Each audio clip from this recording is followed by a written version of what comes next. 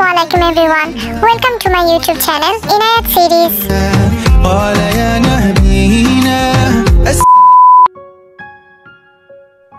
আজকে বানালাম আল্লাহ রহমত সিন্নি, যেটাকে আমরা সিলেটে বলে থাকি আল্লাহরম সিন্নি। এই সিন্নিটি আমার হাজব্যান্ডের অনেক পছন্দের। দেশে থাকতে আম্মা এটা প্রায়ই বানাতেন। আমি অনেকবার দেখেছি, কিন্তু নিজের হাতে বানানো হয়নি।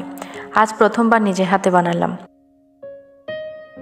দুমুঠ চাল ভালো করে ধুয়ে ভেজে নিব যতক্ষণ না পর্যন্ত লাল হয়ে আসে। চালগুলো মুচমুচে এবং লাল হয়ে গেলে নামিয়ে নিব। এবার ভাজা চালগুলোকে ভালো করে ব্লেন্ডার করে নিব। একদম মিহি গুঁড়ো করব না, আবার একদম দানাদারও রাখবো না। হাত দিয়ে ধরলে দানা দানা বোঝা যায়, এরকমভাবে গুঁড়ো করে নিলেই চলবে।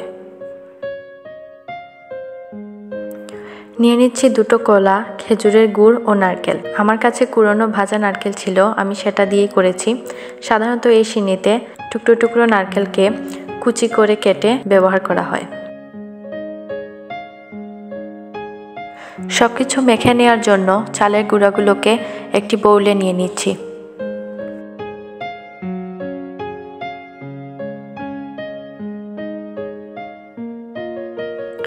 এবার এতে গুড়, নারকেল ও কলা মিশিয়ে নিব।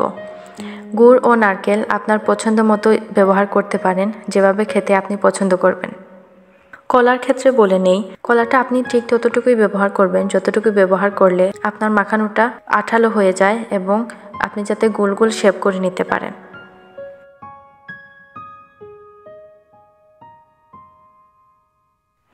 আমি প্রথমে একটা কলা মাখিয়েছি।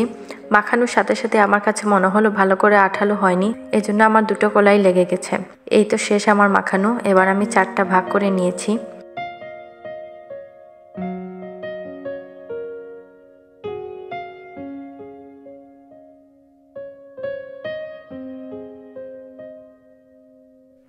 লন্ডনে আসার পর এই প্রথম আমরা এই সিন্নিটা খেলাম। যদিও আমি ভাজা কুড়ানো নারকেল ব্যবহার করেছি, তবু এর স্বাদে কিন্তু কোনো দিকেও কমতি হয়নি। আর সত্যি বলছি, এতটা মজা হয়েছিল এই সিন্নিটা, আমরা দুজনে একদম চেটে পুটে খেয়েছি।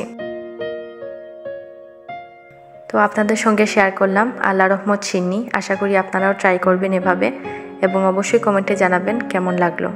ধন্যবাদ সবাইকে।